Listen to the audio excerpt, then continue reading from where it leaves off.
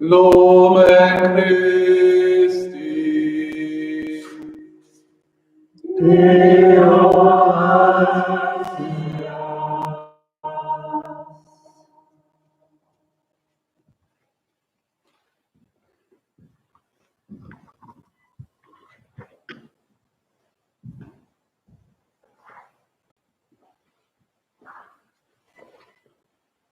Loben Christi,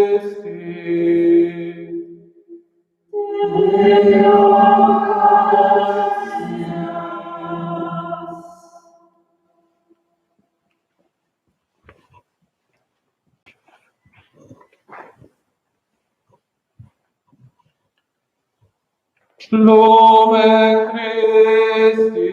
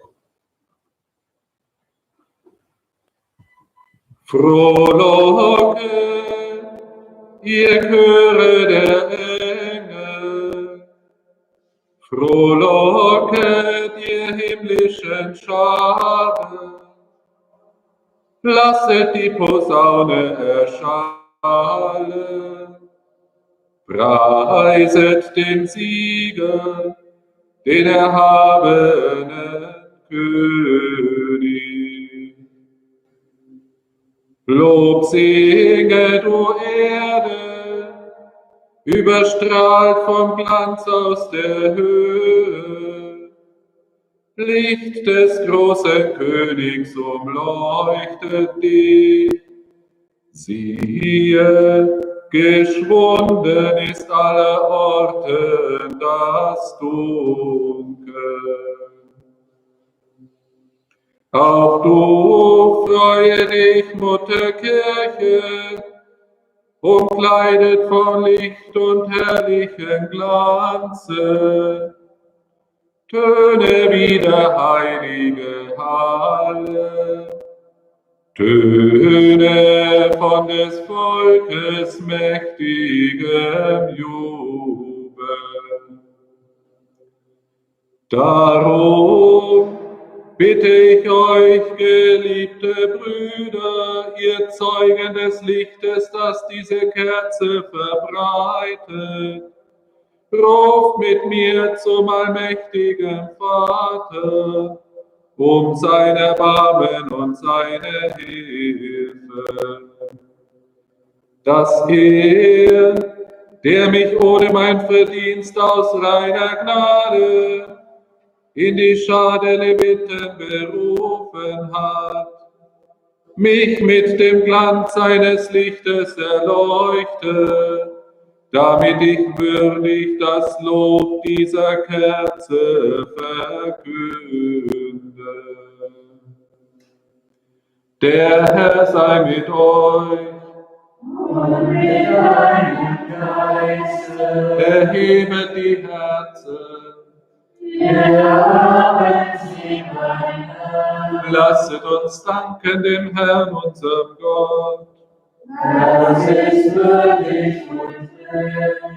In Wahrheit ist es würdig und recht, den verborgenen Gott, den allmächtigen Vater, mit aller Glut des Herzens zu rühmen und seinen eingeborenen Sohn, unseren Herrn Jesus Christus, mit jubelnder Stimme zu preisen.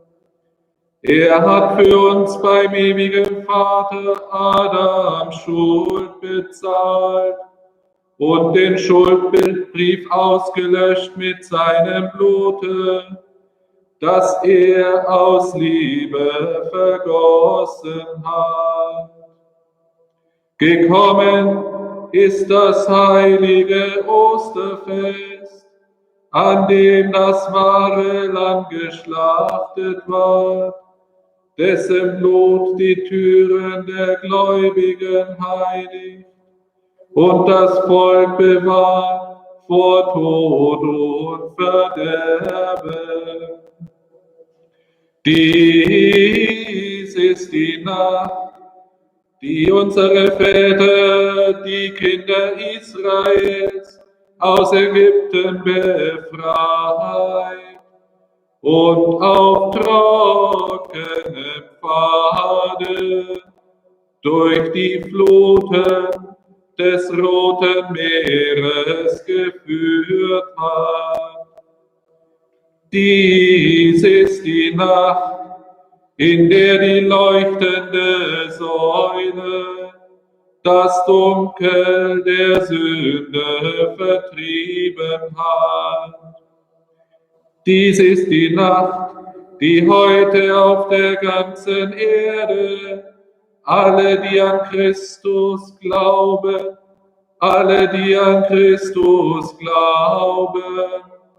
scheidet von den Lastern der Welt, dem Elend der Sünde entreißt, heimführt ins Reich der Gnade und einfügt in die heilige Kirche. Dies ist die selige Nacht, in der Christus die Ketten des Todes zerbrach und aus der Tiefe als Sieger emporsteigt. Wahrhaftig umsonst wären wir geboren, hätte uns nicht der Erlöser gerettet. O unfassbare Liebe des Vaters, um den Knecht zu erlösen, gabst du den Sohn dahin. O wahrhaft heilbringende Sünde des Adam, du wurdest uns zum Segen, da Christi Tod dich vernichtet hat. O glückliche Schuld, welch großen Erlöser hast du gefunden. O wahrhaft selige Nacht, dir allein war es vergönnt, die Stunde zu kennen, in der Christus erstand von den Toten. Dies ist die Nacht, von der geschrieben steht, die Nacht wird hell wie der Tag, und wie strahlendes Licht wird die Nacht mich umgeben. Der Glanz dieser heiligen Nacht nimmt den Frevel hinweg, reinigt von Schuld, gibt den Sündern die Unschuld, den Trauernden Freude. Weit vertreibt sie den Hass, sie einigt die Herzen und beugt die Gewalten. In dieser gesegneten Nacht Heiliger Vater, nimm an das Opfer unseres Lobes. Nimm entgegen diese Kerze als unsere festliche Gabe. Aus dem köstlichen Wachs der Bienen bereitet, wird sie dargebracht von deiner heiligen Kirche durch die Hand ihrer Diener. So ist nun das Lob dieser kostbaren Kerze erklungen, die entzündet wurde am Feuer zum Ruhme des Höchsten. Wenn auch ihr Licht sich in die Runde verteilt hat, so verlor es doch nichts von der Kraft seines Glanzes. Denn die Flamme wird genährt vom schmelzenden Wachs, das der Fleiß der Bienen für diese Kerze und Erde versöhnt, die Gott und Menschen verbindet. Darum bitten wir dich, o Herr, geweiht zum Ruhm deines Namens, leuchte die Kerze fort, um in dieser Nacht das Dunkel zu vertreiben. Nimm sie an als lieblich duftendes Opfer, vermähle ihr Licht mit den Lichtern am Himmel. Sie leuchte, bis der Morgenstern erscheint, jener wahre Morgenstern, der in Ewigkeit nicht untergeht. Dein Sohn, unser Herr Jesus Christus, der von den Toten erstand, der den Menschen erstrahlt im österlichen Lichte, der lebt und herrscht in Ewigkeit. Amen.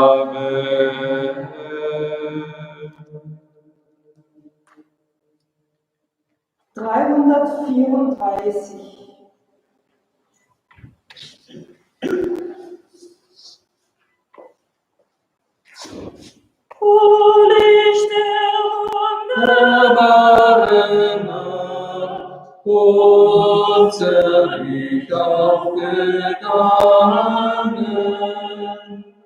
Licht, das Erlösung uns gebracht, da wir vom Tod umfangen.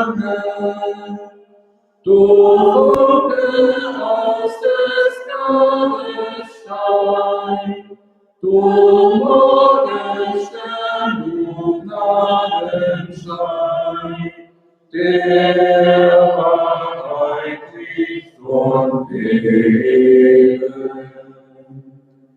O Licht der lichten Ewigkeit, das unsere Welt entroffen, in dem der Menschen Schuld und Leid darf Auferstehung hoffen. O nachter Christus, unser Licht, O Schuld, die Gottes Angesicht uns leuchten lässt in Gnade. O Licht viel heller als der Tag, den Sonnen je entzündet, dass allem, was im Grabe lag, den Sieg des Lebens bündet. Du Glanz des Herrn der Herrlichkeit, steigt. Du heile Welt in Ewigkeit, voll Freude und voll Frieden.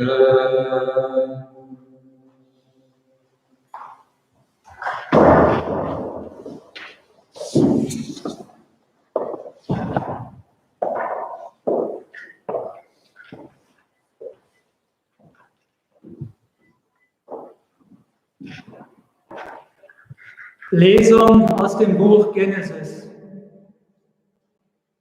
Im Anfang erschuf Gott Himmel und Erde. Die Erde war wüst und wirr, und Finsternis lag über der Urflut. Und Gottes Geist schwebte über dem Wasser. Gott sprach: Es werde Licht, und es wurde Licht. Gott sah, dass das Licht gut war, und Gott schied das Licht von der Finsternis. Und Gott nannte das Licht Tag, und die Finsternis nannte er Nacht. Es wurde Abend, und es wurde Morgen, erster Tag. Dann sprach Gott: Es werde ein Gewölbe mitten im Wasser und scheide Wasser von Wasser. Gott machte das Gewölbe und schied das Wasser unterhalb des Gewölbes vom Wasser oberhalb des Gewölbes. Und so geschah es. Und Gott nannte das Gewölbe Himmel. Es wurde Abend und es wurde Morgen, zweiter Tag.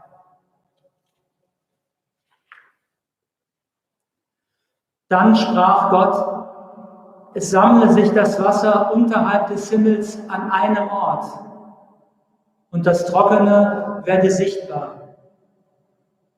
Und so geschah es.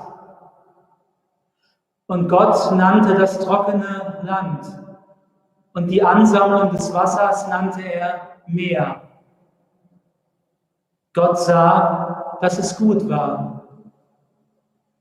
Dann sprach Gott: Die Erde lasse junges Grün sprießen, Gewächs, das Samen bildet, Fruchtbäume, die nach ihrer Art Früchte tragen, mit Samen darin auf der Erde. Und so geschah es. Die Erde brachte junges Grün hervor, Gewächs, das Samen nach seiner Art bildet, und Bäume, die Früchte tragen, mit Samen darin nach ihrer Art. Gott sah, dass es gut war. Es wurde Abend und es wurde Morgen, dritter Tag.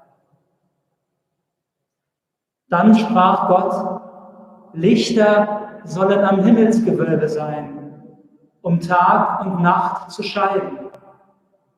Sie sollen als Zeichen für Festzeiten, für Tage und Jahre dienen. Sie sollen Lichter am Himmelsgewölbe sein, um über die Erde hin zu leuchten. Und so geschah es. Gott machte die beiden großen Lichter, das große zur Herrschaft über den Tag, das kleine zur Herrschaft über die Nacht und die Sterne. Gott setzte sie an das Himmelsgewölbe, damit sie über die Erde leuchten, über Tag und Nacht herrschen und das Licht von der Finsternis scheiden. Gott sah, dass es gut war. Es wurde Abend und es wurde Morgen, vierter Tag. Dann sprach Gott: Das Wasser wimmle von Schwärmen lebendiger Wesen, und Vögel sollen über der Erde am Himmelsgewölbe fliegen. Und Gott erschuf die großen Wassertiere und alle Lebewesen, die sich fortbewegen nach ihrer Art, von denen das Wasser wimmelt, und alle gefiederten Vögel nach ihrer Art. Gott sah, dass es gut war. Gott segnete sie und sprach: Seid fruchtbar und mehrt euch. Füllt das Wasser im Meer, und die Vögel sollen sich auf Erden vermehren. Es wurde Abend und es wurde Morgen, 5. Tag. Dann sprach Gott, die Erde bringe Lebewesen aller Art hervor, von Vieh, von Kriechtieren und von Wildtieren der Erde nach ihrer Art. Und so geschah es. Gott machte die Wildtiere der Erde nach ihrer Art, das Vieh nach seiner Art und alle Kriechtiere auf dem Erdboden nach ihrer Art. Gott sah, dass es gut war. Dann sprach Gott, lasst uns Menschen machen, als unser Bild, uns ähnlich. Sie sollen walten über die Fische des Meeres, über die Vögel des Himmels, über das Vieh, über die ganze Erde und über alle Kriechtiere, die auf der Erde kriechen. Gott erschuf den Menschen als sein Bild. Als Bild Gottes erschuf er ihn. Männlich und weiblich erschuf er sie. Gott segnete sie und Gott sprach zu ihnen, seid fruchtbar und mehrt euch. Füllt die Erde und unterwerft sie und waltet über die Fische des Meeres, über die Vögel des Himmels und über alle Tiere, die auf der Erde kriechen. Dann sprach Gott, siehe, ich gebe euch alles Gewächs, das Samen bildet auf der ganzen Erde, und alle Bäume, die Früchte tragen mit Samen darin. Euch sollen sie zur Nahrung dienen. Allen Tieren der Erde, allen Vögeln des Himmels und allem, was auf der Erde kriecht, das Lebensatem in sich hat, gebe ich alles grüne Gewächs zur Nahrung. Und so geschah es. Gott sah alles an, was er gemacht hatte. Und siehe, es war sehr gut. Es wurde Abend und es wurde Morgen, 6. Tag. So wurden Himmel und Erde und ihr ganzes Heer vollendet. Am 7. Tag vollendete Gott das Werk, das er gemacht hatte. Und er ruhte am 7. Tag, nachdem er sein ganzes Werk gemacht hatte. Wort des lebendigen Gottes. Dank sei Gott.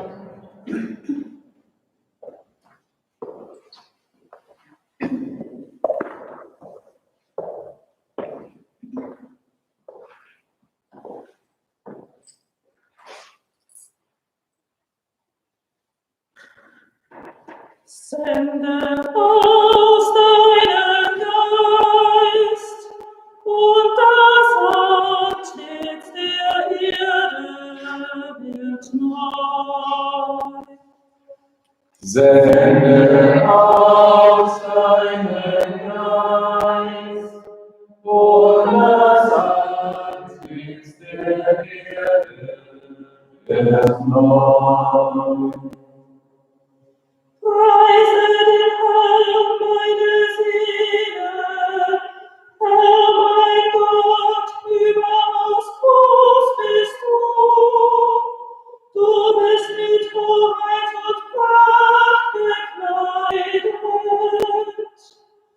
Du hüllst dich in Licht wie in einen Mantel. Du spannst den Himmel aus gleich einem Zelt. Sende aus deinen Geist und das Antlitz der Erde wird neu. Du hast die Erde auf Pfeiler gegründet. In alle Ewigkeit wird sie nicht wanken. Einst hat die Urflut sie bedeckt wie ein Kleid. Die Wasser standen über den Bergen. Sende aus deinen Geist, und das Antlitz der Erde wird neu. Du lässt Quellen sprudeln in Bächen, sie eilen zwischen den Bergen dahin. Darüber wohnen die Vögel des Himmels. Aus den Zweigen verklingt ihr Gesang. Sende aus deinen Geist, und das Antlitz der Erde wird neu. Du trägst die Berge aus deinen Kammern. Von der Frucht deiner Werke wird die Erde satt. Du lässt Gras wachsen für das Vieh und Pflanzen für den Ackerbau des Menschen. Sende aus deinen Geist, und das Antlitz der Erde wird neu. Wie zahlreich sind deine Werke, Herr. Sie alle hast du mit Weisheit gemacht. Die Erde ist voll von deinen Geschöpfen. Preise den Herrn, meine Seele. Herr, mein Gott, überaus groß bist du. Sende aus deinen Geist, und das Antlitz der Erde wird neu.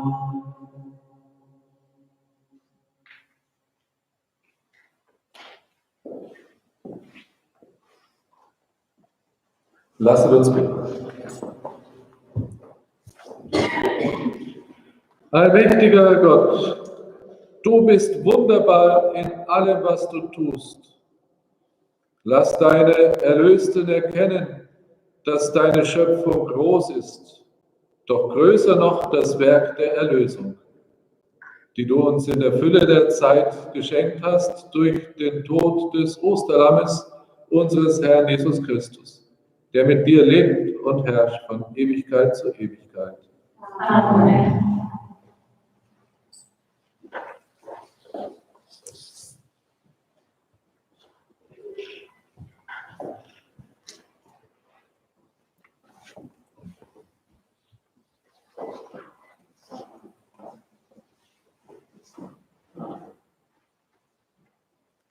Reading from the book of Exodus. The Lord said to Moses, "Why do you cry to me so?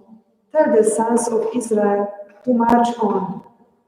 For yourself, raise your staff and stretch out your hand over the sea and part it for the sons of Israel to walk through the sea on dry ground. I, for my part, will make the heart of the Egyptians so stubborn that they will follow them. So shall I win myself glory at the expense of Pharaoh, of all his army, his chariots, his horsemen. And when I have won glory for myself at the expense of Pharaoh and his chariots and his army, the Egyptians will learn that I am the Lord." Then the angel of God, who marched at the front of the army of Israel, changed station and moved to their rear. The pillar of cloud changed station from the front to the rear of them and remained there. It came between the camp of the Egyptians and the camp of Israel. The cloud was dark, and the night passed without the armies drawing any closer the whole night long. Moses stretched out his hand over the sea. The Lord drove back the sea with a strong easterly wind all night, and he made dry land of the sea. The waters parted, and the sons of Israel went on dry ground right into the sea, walls of water to right and to left of them. The Egyptians gave chase. After them they went right into the sea, all Pharaoh's horses, his chariots, and his horsemen. In the morning watch, the Lord looked down on the army of the Egyptians from the pillar of fire and of cloud, and threw the army into confusion. He so clogged the chariot wheels that they could scarcely make headway.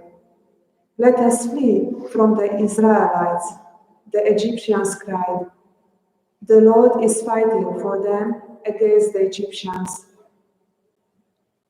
"Stretch out your hand over the sea," the Lord said to Moses, "that the waters may flow back on the Egyptians and their chariots and their horsemen." Moses stretched out his hand over the sea, and as day broke, the sea returned to its bed. The fleeing Egyptians marched right into it, and the Lord overthrew the Egyptians in the very middle of the sea. The returning waters overwhelmed the chariots and the horsemen of Pharaoh's whole army, which had followed the Israelites into the sea. Not a single one of them was left. But the sons of Israel had marched through the sea on dry ground, walls of water to right and to left of them. That day the Lord rescued Israel from the Egyptians, and Israel saw the Egyptians lying dead on the shore. Israel witnessed the great act that the Lord had performed against the Egyptians, and the people venerated the Lord. They put their faith in the Lord and in Moses, his servant. It was then that Moses and the sons of Israel sang this song in honor of the Lord. The word of the Lord. Thanks be to God.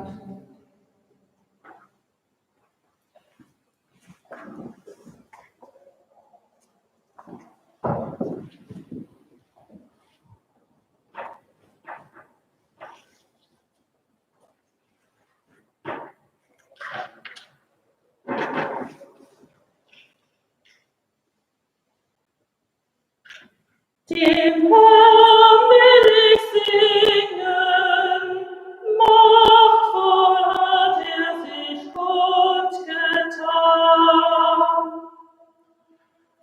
Dem Herrn will ich singen, machtvoll hat sich kundgetan. Ich singe dem Herrn mein Lied, denn er ist hoch und erhaben. Ross und Reiter warf er ins Meer. Meine Stärke und mein Lied ist der Herr.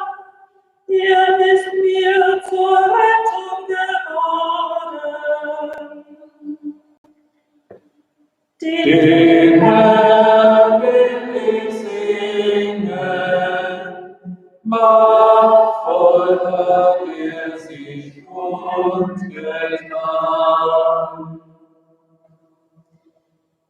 bist mein Gott, ihn will ich preisen. Den Gott meines Vaters will ich rühmen. Der Herr ist ein Krieger, Herr ist sein Name. Den Herrn will ich singen, machtvoll hat sich kundgetan.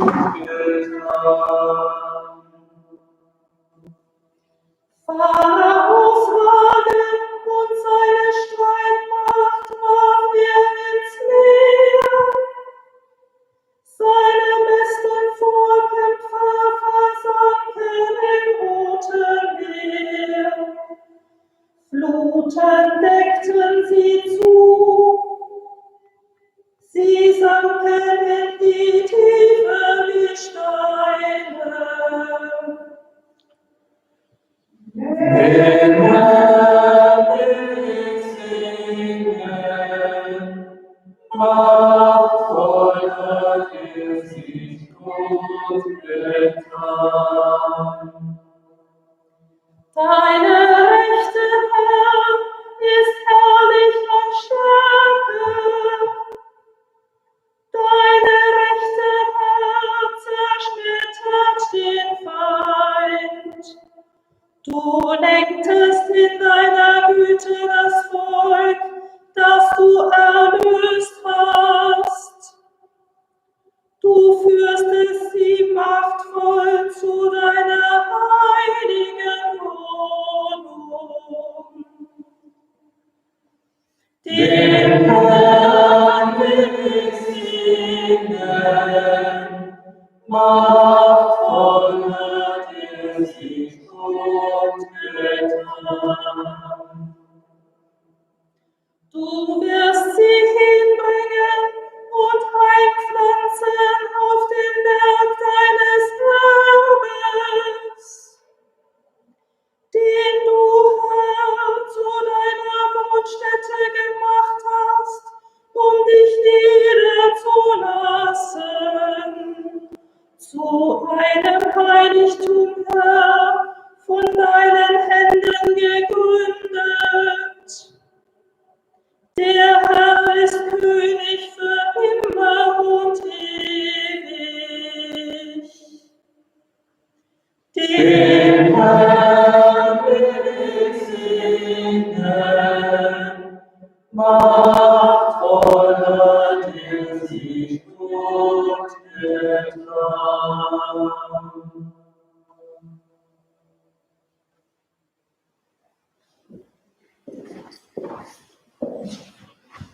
Lasset uns beten.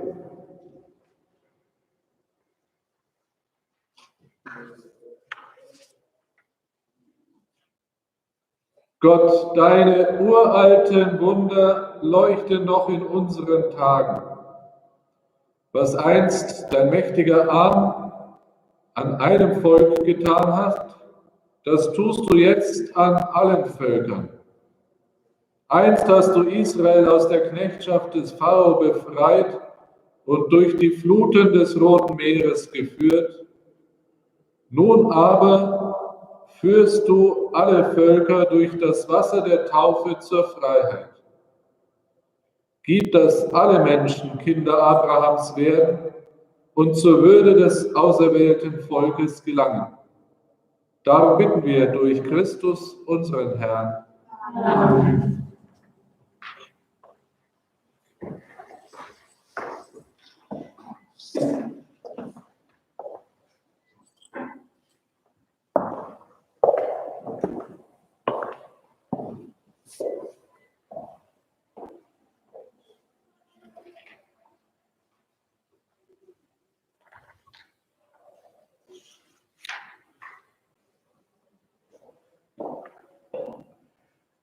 Lesung aus dem Buch Ezechiel.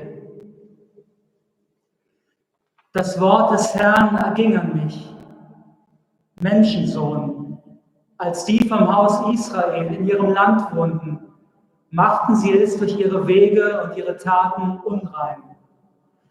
Da goss ich meinen Zorn über sie aus, weil sie Blut vergossen im Land und es mit ihren Götzen befleckten. Ich zerstreute sie unter die Nationen, in die Länder wurden sie vertrieben. Nach ihren Wegen und nach ihren Taten habe ich sie gerichtet. Als sie aber zu den Nationen kamen, entweihten sie überall, wohin sie kamen, meinen heiligen Namen.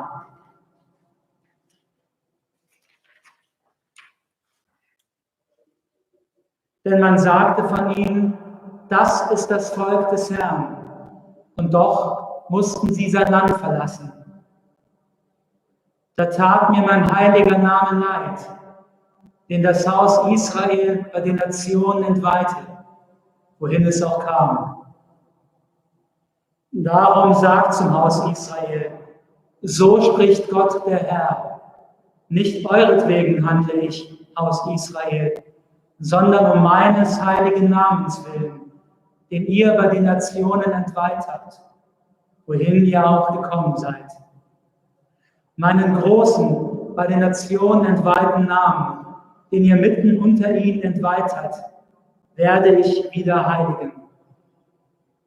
Und die Nationen, Spruch Gottes des Herrn, werden erkennen, dass ich der Herr bin, wenn ich mich an euch vor ihren Augen als heilig erweise.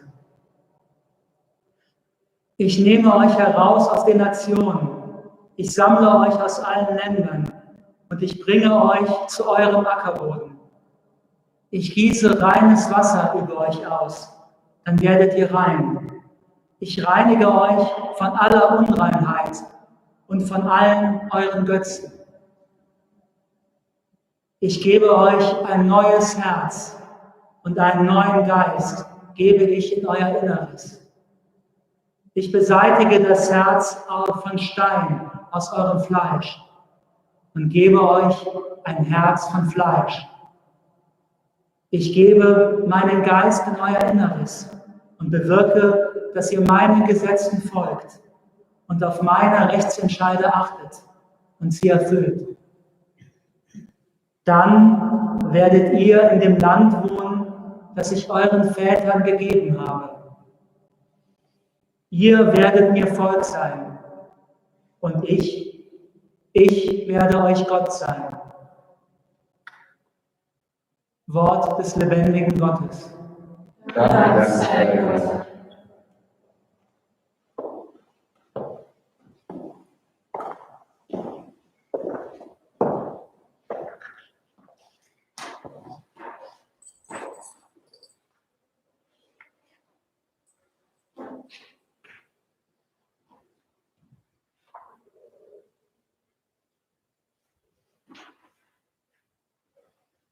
Wie der Hirsch verlangt nach frischem Wasser, so verlangt meine Seele Gott nach dir.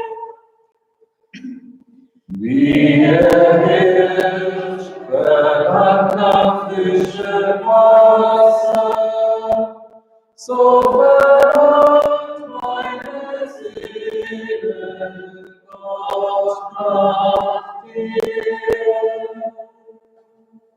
Meine Seele dürstet nach Gott, nach dem lebendigen Gott. Wann darf ich kommen und erscheinen vor Gottes Angesicht? Wie der Hirsch verlangt nach frischem Wasser, so verlangt meine Seele Gott nach dir. Ich will in einer Schar ein Pferd ziehen. Ich will mit dir zum Hause Gottes schreiten, im Schall von Jubel und Dank, in festlich wogender Menge. ich verlangt nach frischem Wasser, so verlangt meine Seele Gott nach dir. Sende dein Licht und deine Wahrheit, sie sollen mich leiten. Sie sollen mich bringen zu deinem heiligen Berg und zu deinen Wohnungen. So will ich kommen zu Gottes Altar, zum Gott meiner Freude und meines Jubels. Ich will dir danken zur Leihe, Gott, du mein Gott. Siehe, ich verlangt nach frischem Wasser, so verlangt meine Seele Gott nach dir.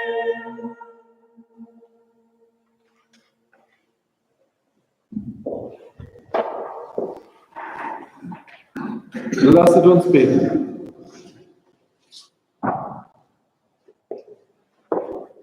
Gott, du unwandelbare Kraft, du ewiges Licht, schau gütig auf deine Kirche und wirke durch sie das Heil der Menschen. So erfahre die Welt, was du von Ewigkeit her bestimmt hast. Was alt ist, wird neu. Was dunkel ist, wird Licht. Was tot war, steht auf zum Leben. Und alles wird heil in dem, der der Ursprung von allem ist, in unserem Herrn Jesus Christus, der mit dir lebt und herrscht in alle Ewigkeit. Amen. Nun singen wir schon das Gloria, Nummer 168,2.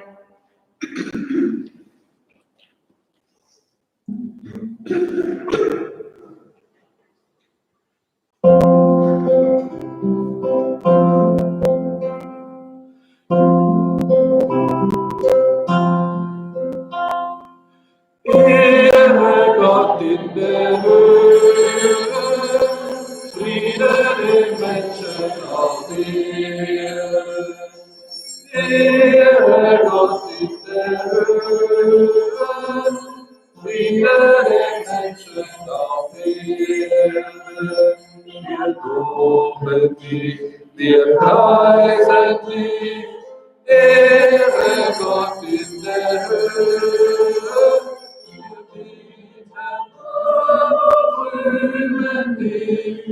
Friede den Menschen auf Erden, Jesus Christus, Gottes Sohn, Ehre Gott in der Höhe, den Weg, die Schuld der Welt, Friede den Menschen auf Erden. Du bist unser Herr, Ehre Gott in der Höhe, zu Gott ist Gottes Herrlichkeit, Friede den Menschen auf Erden. Ehre Gott in der Höhe, Friede den Menschen auf Erden. Ehre Gott in der Höhe, Friede den Menschen auf Erden. Lasset uns beten. Gott, du hast diese Nacht hell gemacht durch den Glanz der Auferstehung unseres Herrn. Erwecke in deiner Kirche den Geist der Kindschaft, den du uns durch die Taufe geschenkt hast, damit wir neu werden an Leib und Seele und dir mit aufrichtigem Herzen dienen. Darum bitten wir durch Christus unseren Herrn. Amen.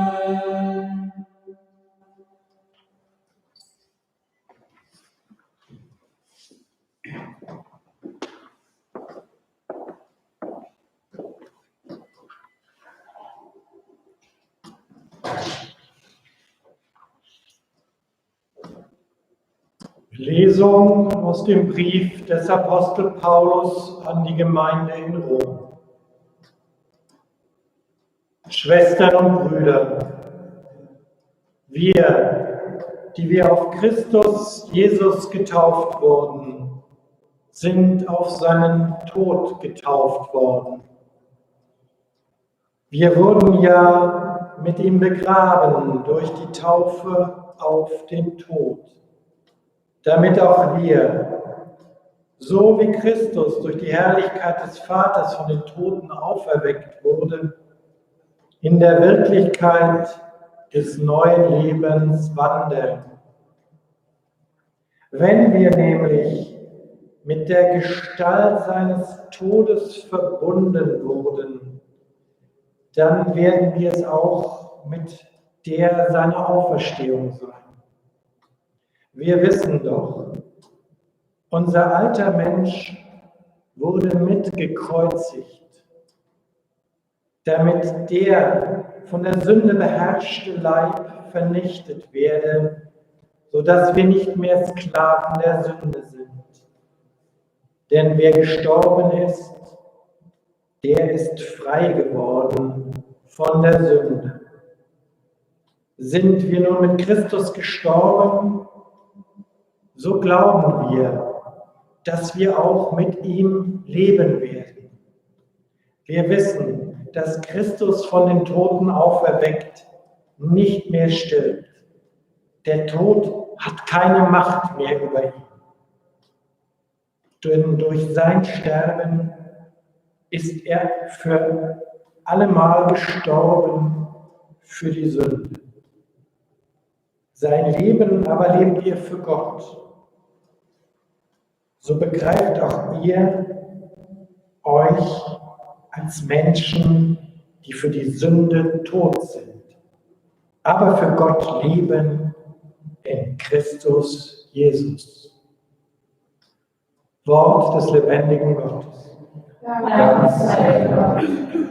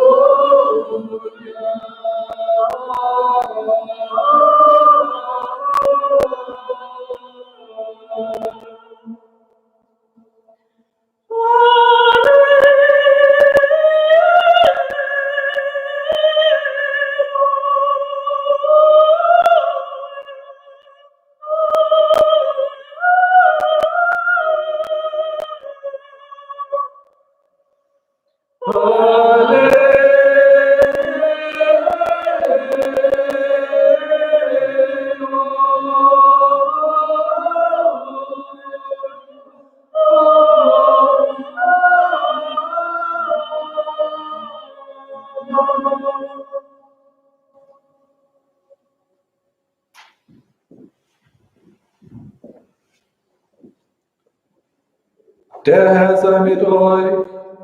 Und mit deinem Geiste. Aus dem heiligen Evangelium nach Matthäus. Ehre sei dir, o Herr. Nach dem Sabbat, beim Anbruch des ersten Tages der Woche, kamen Maria aus Magdala und die andere Maria, um nach dem Grab zu sehen.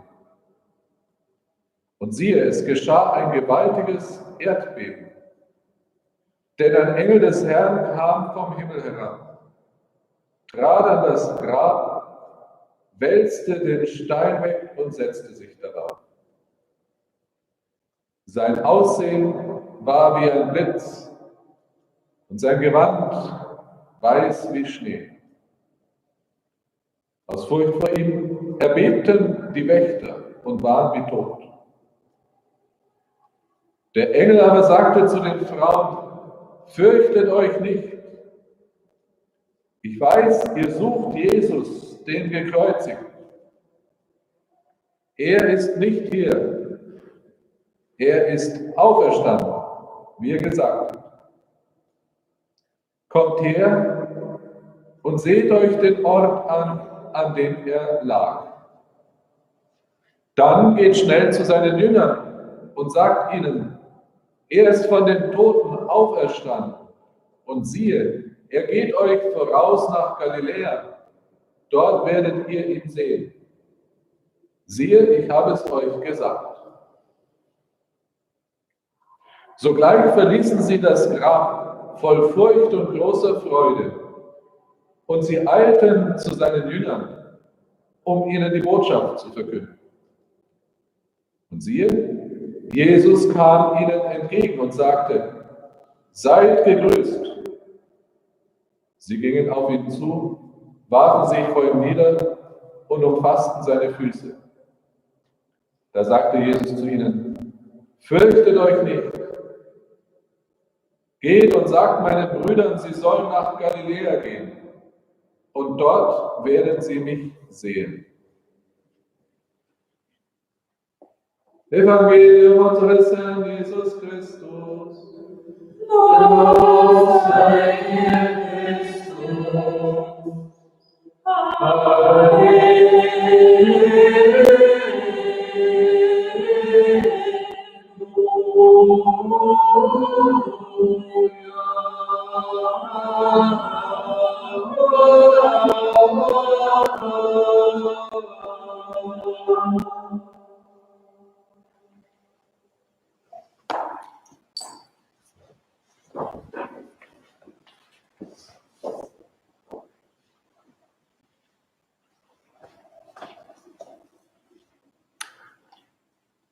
Ja, der Tag, der zu Ende gegangen ist, der Kar-Samstag, war geprägt von dem Daliegen Jesu, tot. Er rührt sich nicht mehr. Aus und vorbei.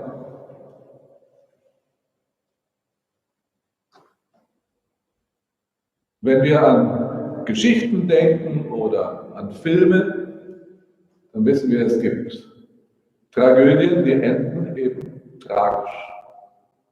Am Ende stirbt der Falsche und überlebt.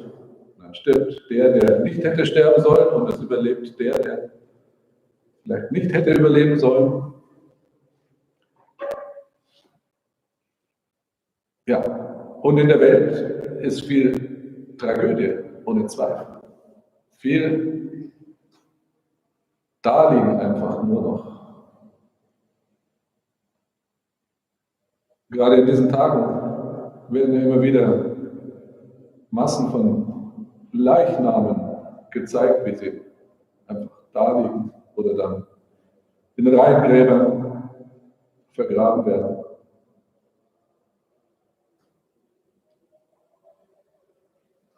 Das ist die Tragödie. Und irgendwie ist es in uns allen drin, glaube ich, dass wir gerne das Happy End haben. Und Ostern ist nicht das Happy End. Also das, wo dann alles wie immer schön sich löst und sie leben glücklich bis an ihr Lebensende. Wenn sie nicht gestorben sind, dann leben sie noch heute. Und alles ist wieder hergestellt sozusagen, so wie früher, in der rechten Ordnung. Viele Menschen machen sich jetzt Fragen, ja, wie wird es überhaupt weitergehen, wenn die Geschichte mit dem Virus mal gelöst ist?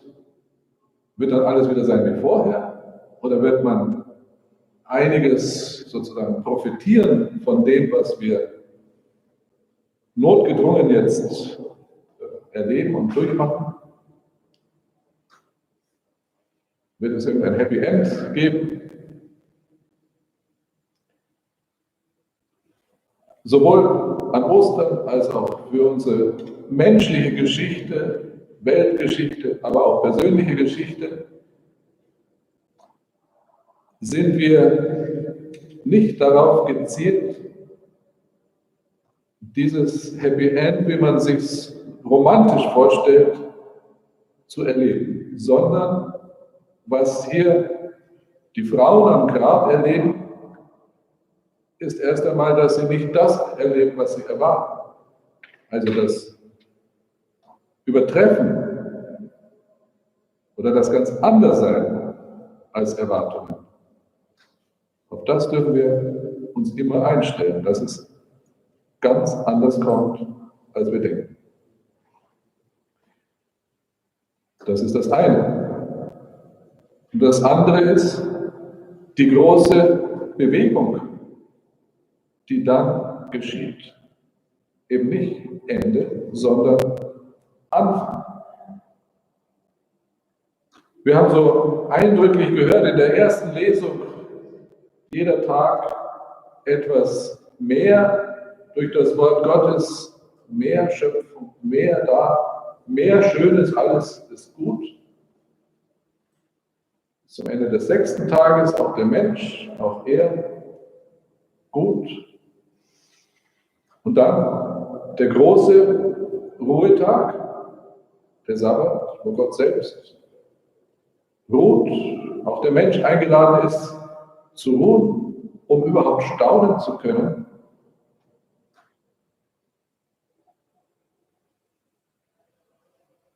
Und dann wird nicht von einem 8. Tag oder von einem neuen 1. Tag gesprochen. Dieser neue 1. Tag oder der 8. Tag, je nachdem, wie wir zählen wollen, der beginnt jetzt.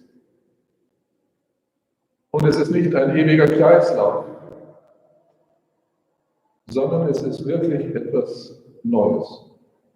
Etwas, wie ich schon gerade gesagt habe, was in Bewegung setzt, was die Frauen in Bewegung setzt, was dann ein bisschen zögerlicher als die Frauen, die Männer, die Jünger in Bewegung setzt und was bis heute nicht aufgehört hat.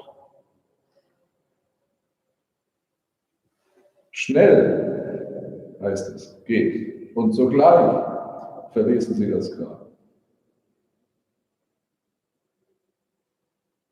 Diese heutige Nacht möchte uns wieder aufs neue Bewegung bringen. Nicht an einem Endpunkt angelangt sein, sondern gerade mit dem Schwung, der aus diesem Evangelium hervorsprudelt, uns aussenden.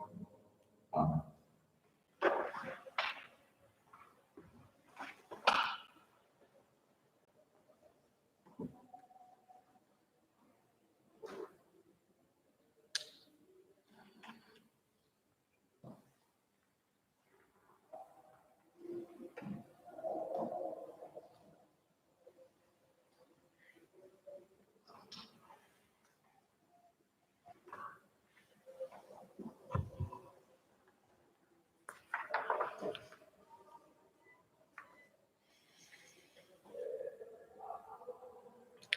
Wir werden jetzt nach der Lichtfeier ganz am Anfang, der Wortgottesfeier, den dritten Teil haben, nämlich die Feier der Tauferneuerung. Leider dieses Jahr keine tatsächliche Taufe an dieser Stelle, die müssen wir ein bisschen aufschieben. Aber zumindest das Bewusstsein, dass wir alle durch dieses kostbare Wasser, wie Paulus gesagt hat, schon hinübergehen durften von Tod zum Leben, von Sklaverei zur Freiheit. Wir wollen jetzt die Gnade Gottes herabrufen und dazu bitten wir alle Heiligen, mit uns mitzubeten und selbst wenn wir mal nicht beten können, für uns zu beten. Dazu stimmen wir.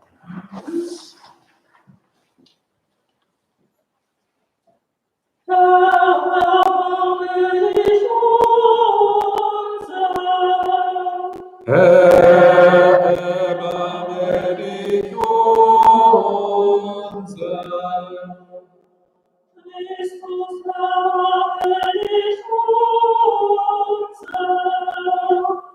Christus, erbarme dich unser.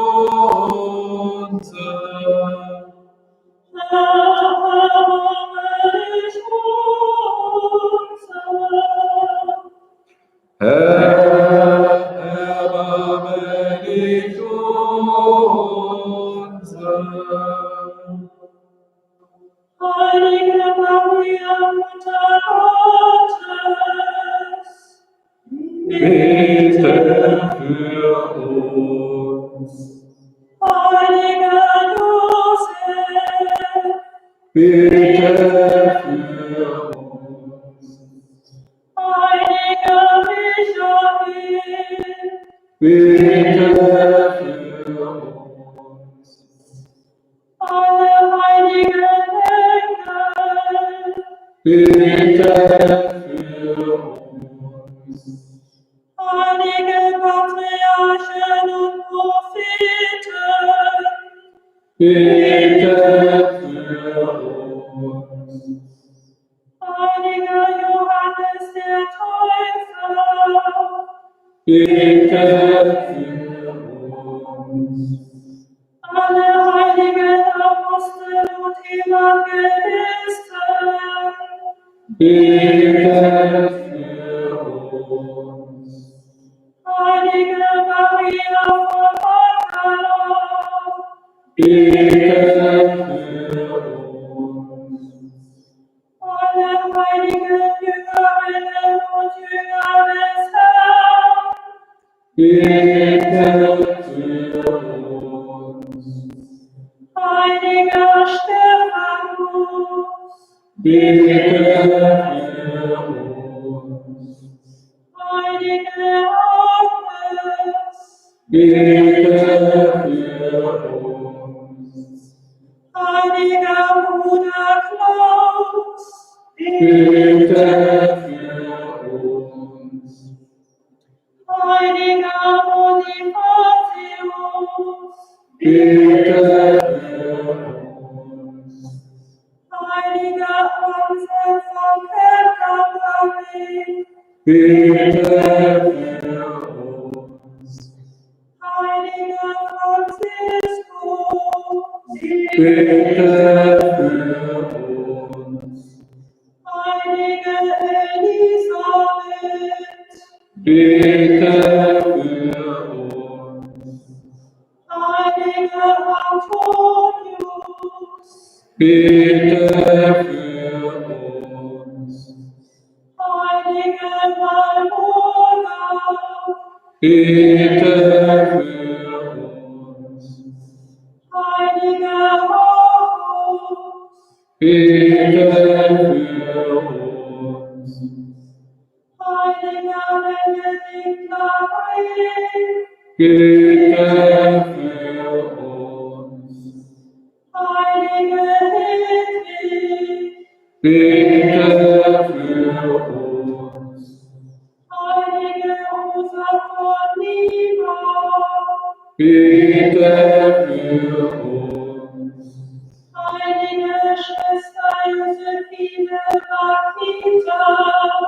Bitte für uns. Selige Schwester Marien mit ihrer Larite, Bitte für uns. seliger Bernhard Lichtenberg, Bitte für uns. heilige Mutter Teresa, Bitte für uns. alle Heiligen und Menschen guten Willens, Bitte für uns.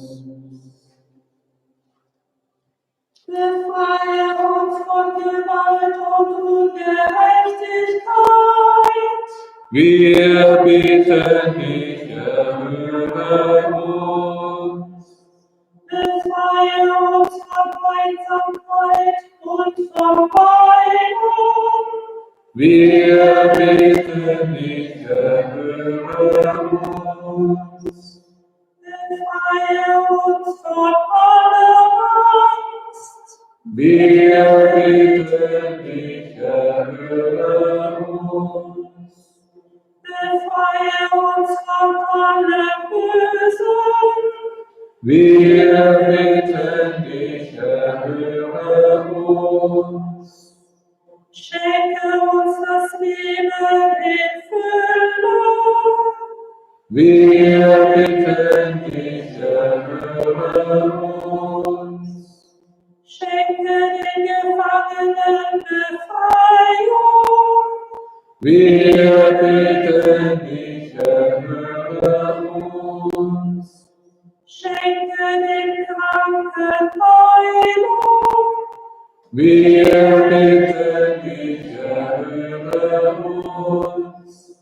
schenke Frieden denen, die uns Hindernisse bereiten, Wir bitten dich, erhöre uns. zeige uns dein Angesicht, Wir bitten dich, erhöre uns. Christus, höre uns. Christus, erhöre uns.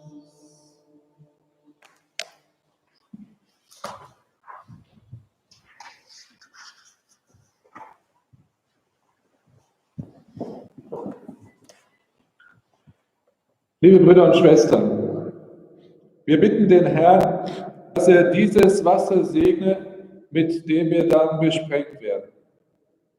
Das geweihte Wasser soll uns an die Taufe erinnern. Gott aber erneuere in uns seine Gnade, damit wir dem Geist treu bleiben, den wir empfangen haben.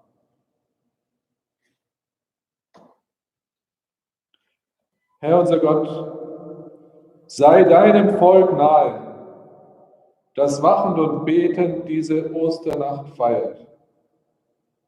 Du hast uns wunderbar erschaffen und noch wunderbarer erneuert.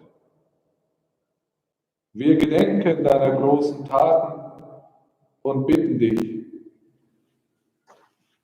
segne dieses Wasser, dass es uns an deine Sorge für uns Menschen erinnert. Im Anfang hast du das Wasser erschaffen, damit es der Erde Fruchtbarkeit bringt und uns Menschen zum frischen Trunk und zum reinigenden Bad wird. Du hast das Wasser in Dienst genommen für das Werk deines Erbarmens. Im Roten Meer hast du dein Volk durch das Wasser aus der Knechtschaft Ägyptens befreit, in der Wüste mit Wasser aus dem Felsen seinen Durst gestillt. Die Propheten sahen im Bild des lebendigen Wassers den neuen Bund, den du mit uns Menschen schließen willst. Durch das Wasser, das Christus im Jordan geheiligt hat, reinigst du im Bad der Taufe den sündigen Menschen und schenkst ihm das neue Leben deiner Kinder. Darum sei dieses Wasser eine Erinnerung an unsere Taufe.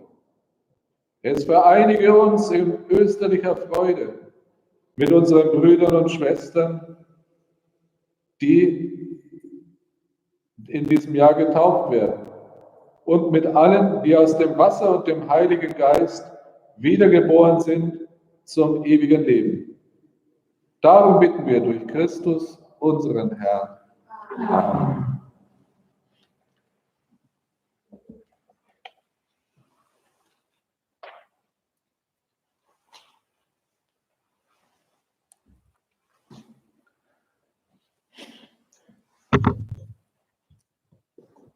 Liebe Brüder und Schwestern, wir alle sind einst durch das österliche Geheimnis der Taufe mit Christus begraben worden, damit wir mit ihm auferstehen zu neuem Leben. Nach den 40 Tagen der Fastenzeit wollen wir darum jetzt vorbereitet das Taufversprechen erneuern, mit dem wir einst dem Satan abgeschworen und Gott versprochen haben, ihm, unserem Herrn, in der heiligen katholischen Kirche zu dienen. Deshalb frage ich euch, widersagt ihr dem Satan? Ich widersagen. Und all seiner Bosheit? Ich widersagen. Und all seinen Verlockungen? Ich widersagen. Glaubt ihr an Gott, den Vater, den Allmächtigen, den Schöpfer des Himmels und der Erde? Ich glaube.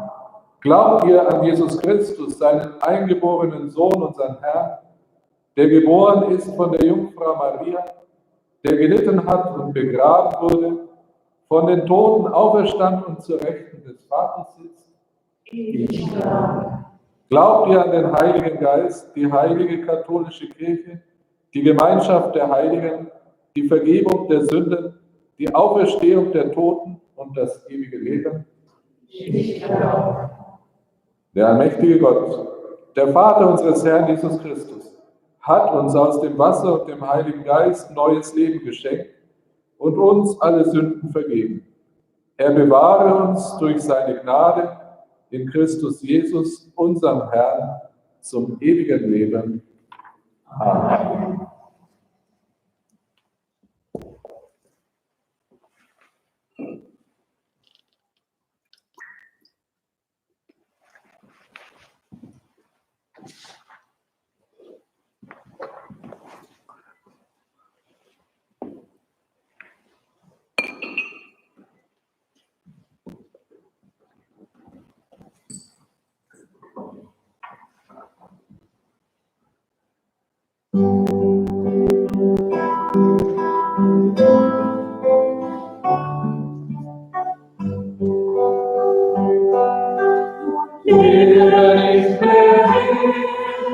Christus lebt in mir und lebe nicht mehr ich.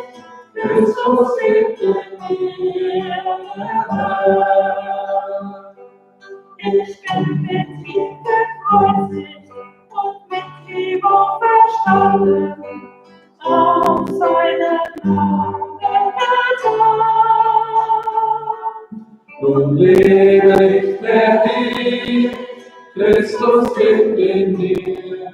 Nun lebe nicht mehr ich, Christus lebt in mir.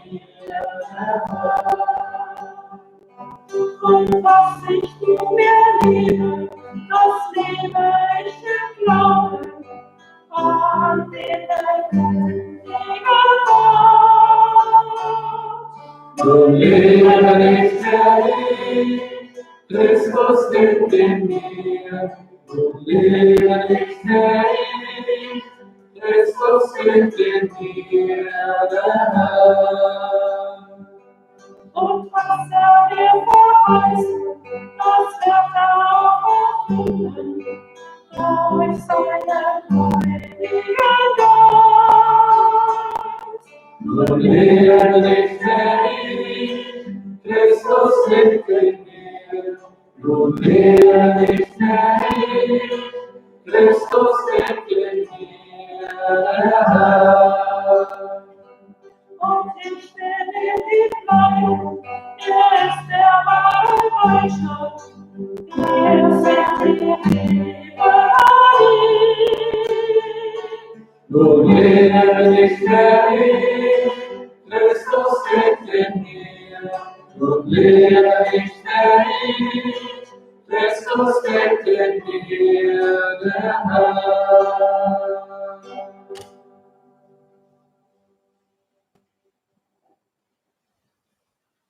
Nun kommt der vierte Teil, die Eucharistiefeier, in der sich die Verheißungen leibhaftig erfüllen für uns.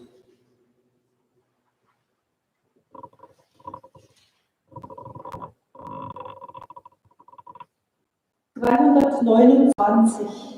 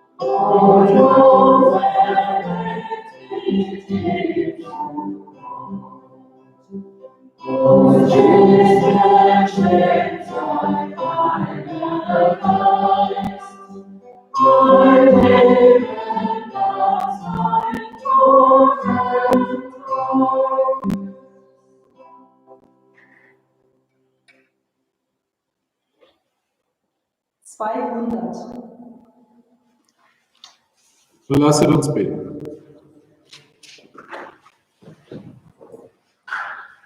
Herr unser Gott, nimm die Gebete und Gaben deines Volkes an und gib, dass diese österliche Feier, die im Opfer des wahren Osterlammes ihren Ursprung hat, uns zum ewigen Heil führt. Darum bitten wir durch Christus, unseren Herrn. Amen. Der Herr sei mit euch. Und mit deinem Geiste. Erhebet die Herzen. Wir haben sie ein Herrn. Lasset uns danken den Herrn, unserem Gott. Das ist würdig und recht. In Wahrheit ist es würdig und recht, dir, Vater, immer und überall zu danken, diese Nacht aber aufs Höchste zu feiern, da unser Osterlamm geopfert ist, Jesus Christus.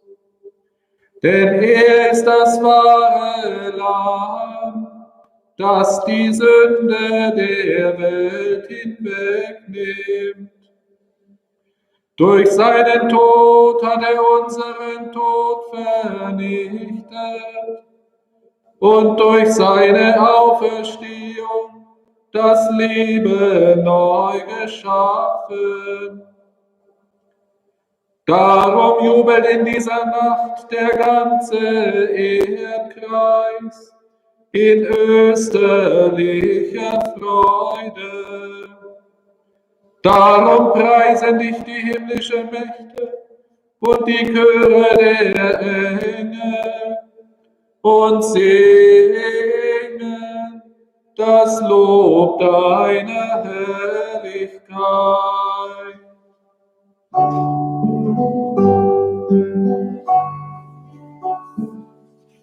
Heilig, heilig, heilig Gott, Herr aller Mächte und Gewalt, erfüllt sind Himmel und Erde von deiner Herrlichkeit.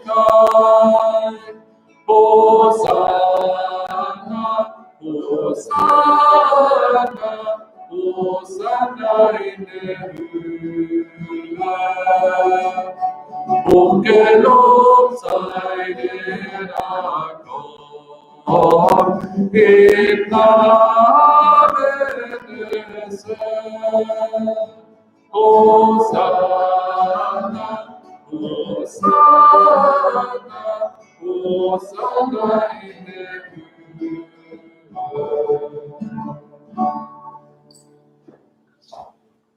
Ja, du bist heilig, großer Gott, du bist der Quell aller Heiligkeit. Darum kommen wir vor dein Angesicht und feiern in Gemeinschaft mit der ganzen Kirche die hochheilige Nacht der Auferstehung unseres Herrn Jesus Christus. Durch ihn, der zu deiner Rechten erhöht ist, bitten wir dich. Sende deinen Geist auf diese Gaben herab und heilige sie, damit sie uns werden, Leib und Blut deines Sohnes, unseres Herrn Jesus Christus.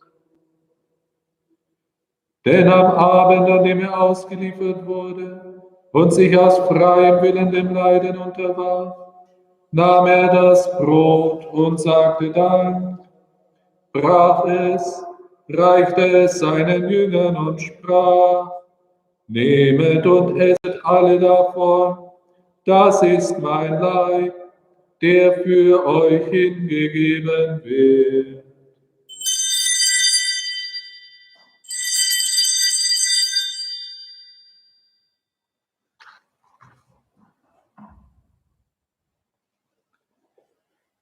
Ebenso nahm er nach dem Mahl den Kelch, dankte wiederum, reichte ihn seinen Jüngern und sprach, nehmet und trinket alle daraus, das ist der Kelch des neuen und ewigen Bundes, mein Blut, das für euch und für alle vergossen wird, zur Vergebung der Sünden.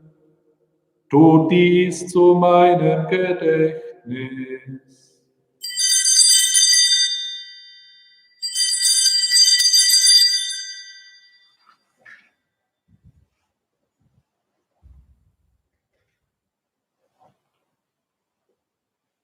Geheimnis des Glaubens. Deinen Tod, Herr, verkünden wir, und deine Auferstehung preisen wir, bis du kommst in Herrlichkeit. Darum, gütiger Vater, feiern wir das Gedächtnis des Todes und der Auferstehung deines Sohnes und bringen dir so das Brot des Lebens und den Kelch des Heiles dar. Wir danken dir, dass du uns berufen hast, vor dir zu stehen und dir zu dienen. Wir bitten dich, schenke uns Anteil an Christi Leib und Blut und lass uns eins werden durch den Heiligen Geist. Gedenke deiner Kirche auf der ganzen Erde und vollende dein Volk in der Liebe. Vereint mit unserem Papst Franziskus, unserem Bischof Heiner und allen Bischöfen, unseren Priestern und Diakonen und mit allen, die zum Dienst in der Kirche bestellt sind. Gedenke unserer Brüder und Schwestern, die entschlafen sind, in der Hoffnung, dass sie auferstehen. Nimm sie und alle, die in deiner Gnade aus dieser Welt geschieden sind, in dein Reich auf, wo sie dich schauen von Angesicht zu Angesicht. Vater, erbarme dich über uns alle, damit uns das ewige Leben zuteil wird, in der Gemeinschaft mit der seligen Jungfrau, Gottesmutter Maria, mit deinen Aposteln, mit unseren Namenspatronen und mit allen, die bei dir Gnade gefunden haben von Anbeginn der Welt, dass wir dich loben und preisen durch deinen Sohn Jesus Christus. Durch ihn und mit ihm und in ihm ist dir, Gott allmächtiger Vater, in der Einheit des Heiligen Geistes, alle Herrlichkeit und Ehre, jetzt und in Ewigkeit. Amen.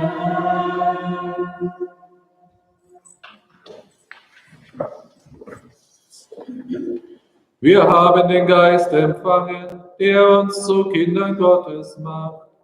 Darum wagen wir zu beten. Vater unser im Himmel, geheiligt werde dein Name. Dein Reich komme, dein Wille geschehe, wie im Himmel, so auf Erden. Unser tägliches Brot gib uns heute und vergib uns unsere Schuld, wie auch wir vergeben unseren Schuldigern. Und führe uns nicht in Versuchung, sondern erlöse uns von dem Bösen. Erlöse uns, Herr, mächtiger Vater, von allem Bösen und gib Frieden in unseren Tagen.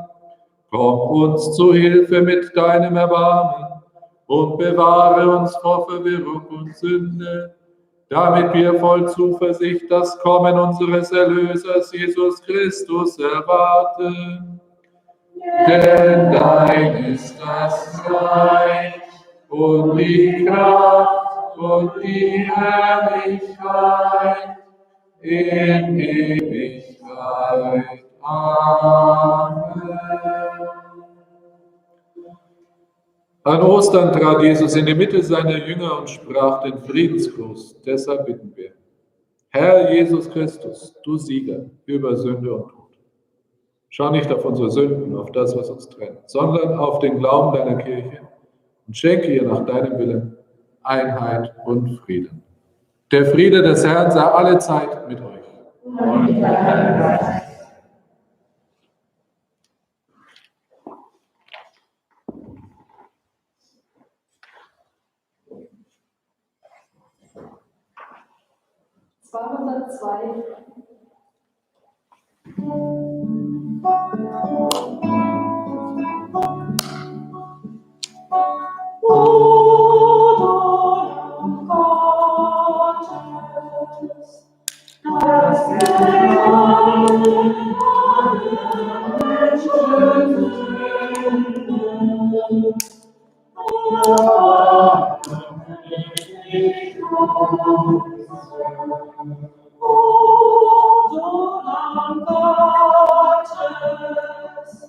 Das getragen aller Menschen Sünden, erbarme dich unser.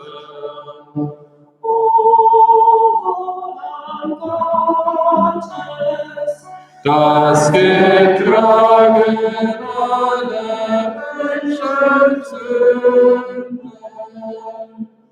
Herr, schenk uns deinen Frieden.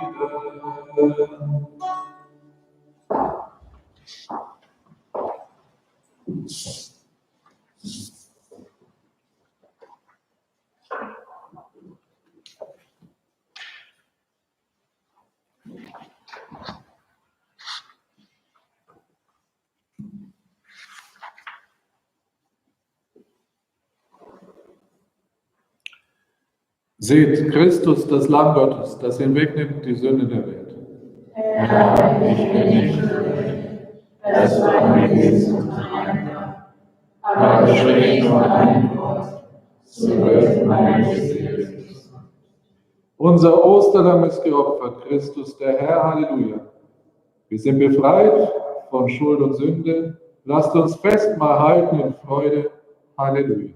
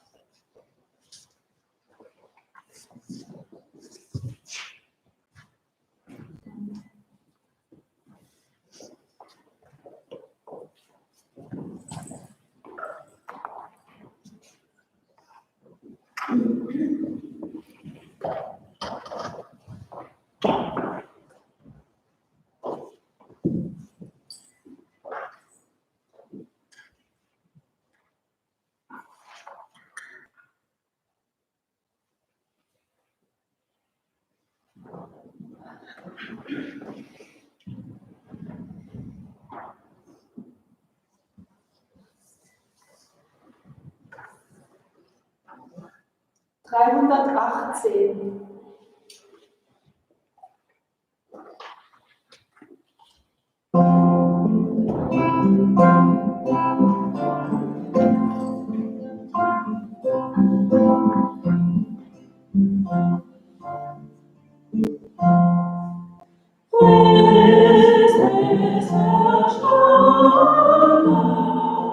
Von der Matte soll mir halten froh sein, bis wir unser Trost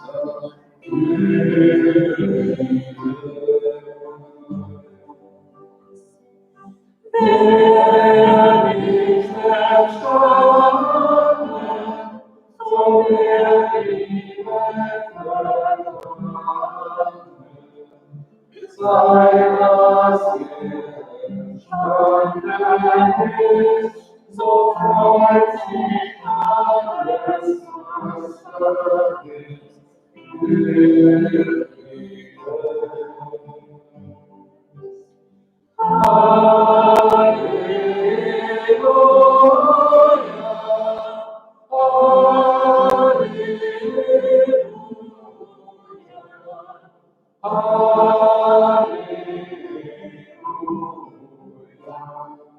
Es sollen wir alle froh sein, bis wir unseren Trost sein.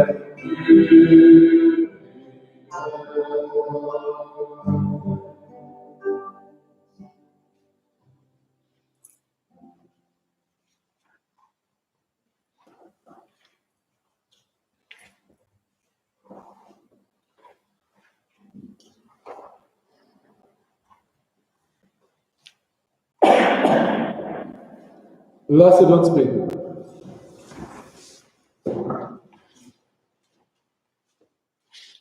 Herr unser Gott, du hast uns durch die österlichen Sakramente gestärkt.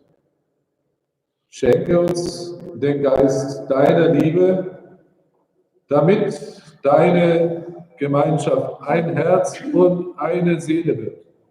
Darum bitten wir durch Christus, unseren Herrn. Amen.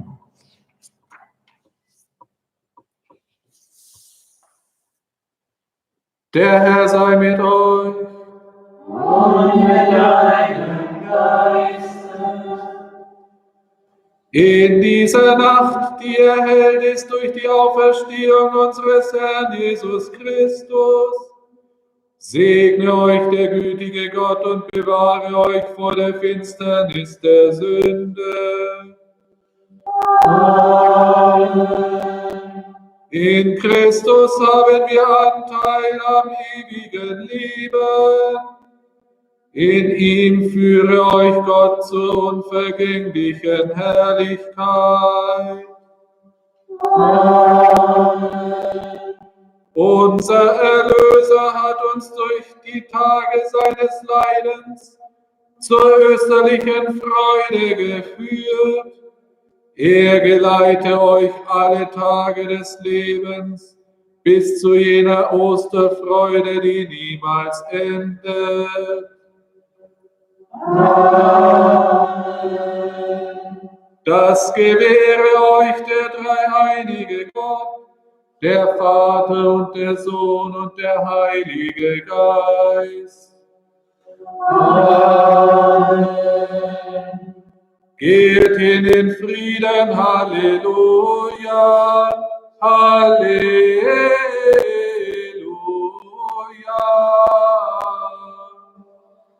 Dank sei Gott dem Herrn, Halleluja, Halleluja.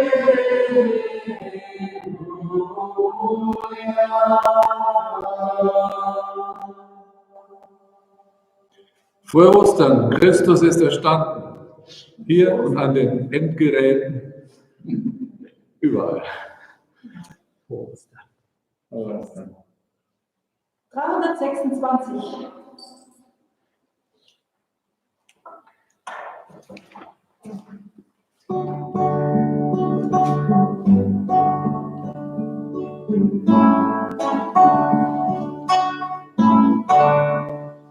Wir wollen alle fröhlich sein in dieser österlichen Zeit, denn unser Heil hat Gott befreit.